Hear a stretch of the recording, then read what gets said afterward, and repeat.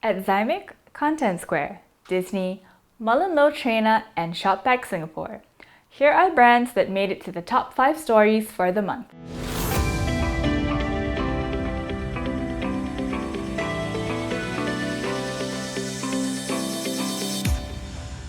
Hey everyone, my name is Adeline and welcome back to MARKETECH APAC Reports, our review of the 5 most viewed stories for the month. Our top 5 stories for November 2020 were sourced from October 16th to November 15th based on Google Analytics. Let's take a look. Number 5. You may have heard of or watched Disney UK's latest Christmas ad. Well, yes, that is our 5th top story for the month. In early November, Disney in the UK released its official Christmas ad for the year, titled From Our Family to Yours. With a very touching and family-oriented storyline, it has delighted a lot of online viewers, most especially Filipinos. To much of Filipino viewers' surprise, Disney shed the spotlight not just on any family culture, but one that's from the Philippines. The ad is about how a lola, or grandmother, misses practicing Christmas traditions with her granddaughter, who has grown mature and now has less time to spend with the family.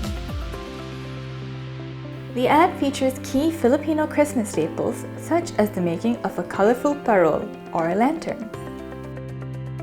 Both international and Filipino viewers loved it, with the video currently garnering 2.4 million views on YouTube. Wow, way to go Disney! That really is a touching story. On to our next story. Number 4. For number 4, the Philippines is again in the spotlight. Last October, MARKETECH APAC featured Rafi Bariso, the Executive Director of local marketing agency Mullenlow Treyna's digital division, TAPS, or Technology and Platform Services, on its monthly webisode MARKETECH Mondays. As the head of TAPS, Rafi oversees the delivery of all its client services, such as the use of creative technology to come up with products that leverage the firm's expertise on content and media, PR, activations, and production. In the MARKETECH Mondays interview, Rafi shared his most memorable campaigns and how the pandemic has been the biggest digital disruptor. So during the pandemic, we just had a campaign called Kanya Kanya. It's a short film from Nor. It basically touches on how sometimes the modern times of like being exposed to a lot of technology, and of course the crisis sorts of divide the family. But at the end of the day, your family can also bring comfort, and that comfort can come in the form of like a food, lovingly prepared by your loved ones or your friends, right? So that's one.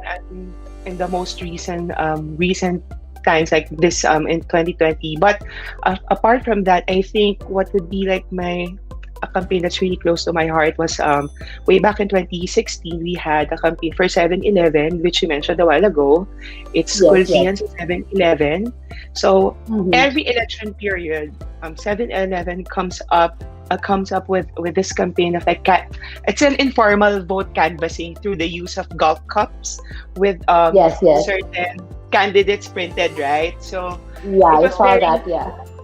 Right, so it was very important to me because of the advocacy that is attached to it, which is educating and pushing our countrymen to like really go out and exercise your right to vote. So it's pretty relevant up to this time, right? And as you say, the pandemic's like the biggest digital disruptor.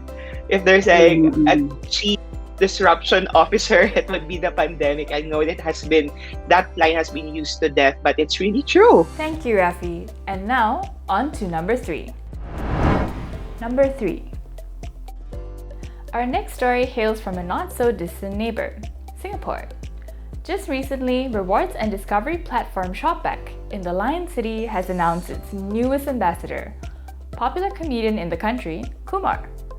Kumar is a Singaporean Indian comic personality, television host, and drag queen who started making his name in the late 1990s.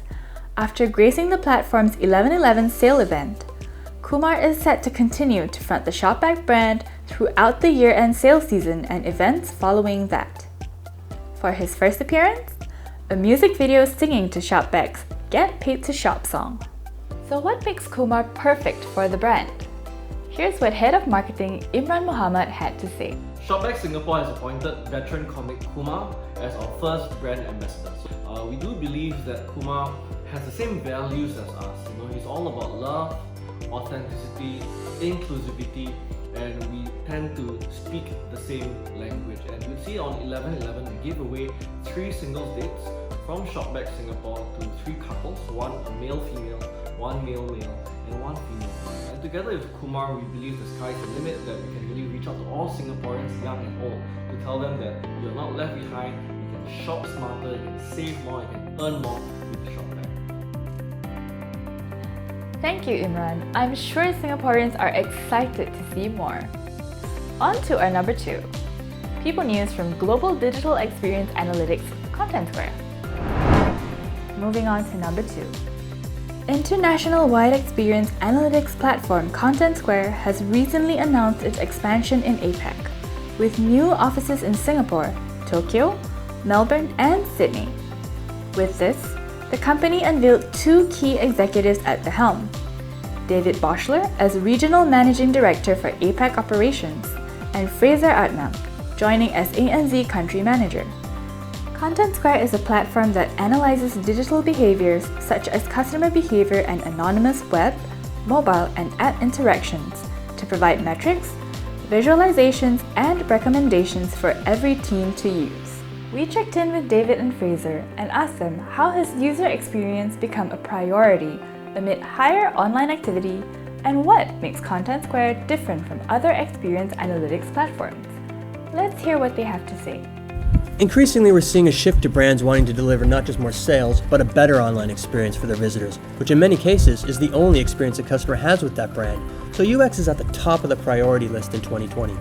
As such, we're seeing a shift of investment to enhancing online stores and equipping digital teams with the technologies they need to be successful.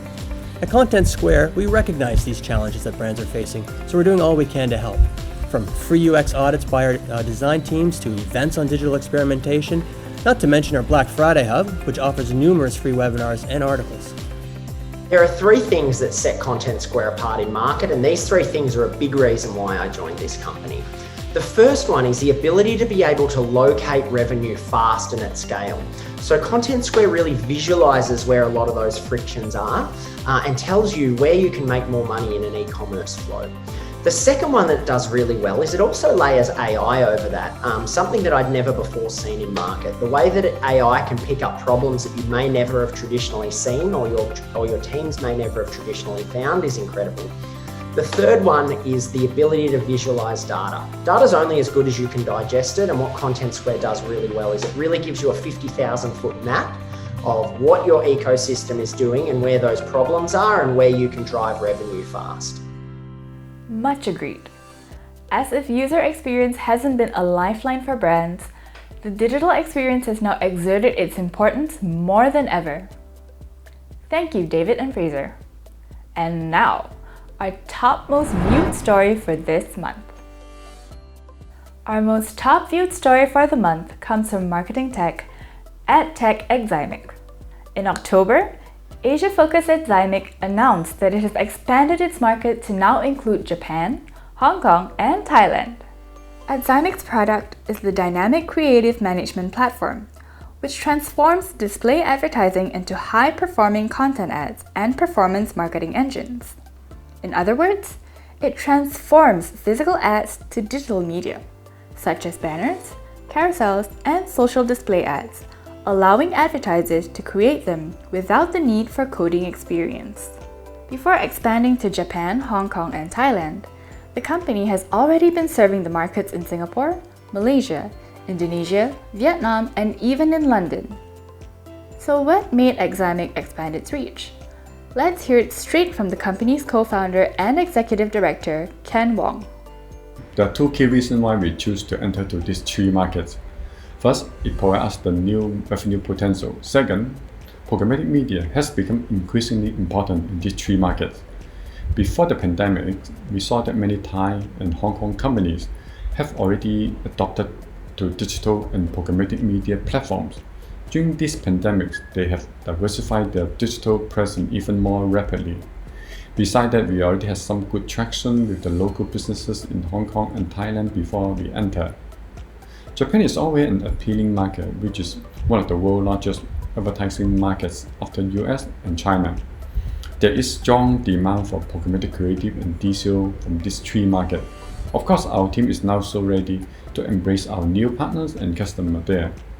Thank you for sharing that with us, Ken, and congratulations with this new endeavor for the company. So, there you have it, our top stories for the month of November. Thanks for tuning in, and if you've got an interesting story, thought leadership, or case study in the areas of marketing, technology, media platforms, and SMEs, drop us an email at editorial@marketechapac.com. Who knows? Your story might just make it into our top 5 for next month. This is Adeline, signing off. Thanks for watching, and we'll see you next month.